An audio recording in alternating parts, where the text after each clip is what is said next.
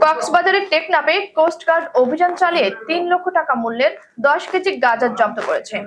কোস্টগার্ডের media কর্মকর্তা lieutenant commander Harunur Rashid এই তথ্য নিশ্চিত করে জানান, গোপন সংবাদের ভিত্তিতে ২৩ জুন সোমবার মধ্যরাত ১টার সময় কোস্টগার্ড স্টেশন টেকনাফ কর্তৃক টেকনাফ থানাধীন শিশু পার্ক সংলগ্ন মেরিন ড্রাইভ এলাকায় একটি বিশেষ অভিযান পরিচালনা করা হয়।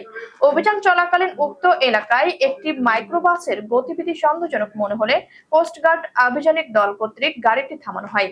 পরবর্তীতে উক্ত গাড়ির তল্লাশি করে গাড়ির ব্যাগ ডালায় রাখা একটি ব্যাগ হতে ৩ লক্ষ টাকা মূল্যের ১০ কেজি গাঁজা জব্দ করা হয়। কোস্টগার্ড আভিযানিক দলের উপস্থিতি টের পেয়ে একজন ব্যক্তি দৌড়ে পালিয়ে যায় এবং গাড়িতে অবস্থানরত অন্য ৪জন ব্যক্তিদের প্রাথমিক জিজ্ঞাসাবাদে জব্দকৃত গাঁজার সাথে কোনো ধরনের সম্পৃক্ততা না পাওয়ায় মুচলেকা নিয়ে গাড়ি ছেড়ে দেওয়া হয়। জব্দকৃত গাঁজার পরবর্তী আইনানুগ কার্যক্রম প্রক্রিয়াধীন রয়েছে।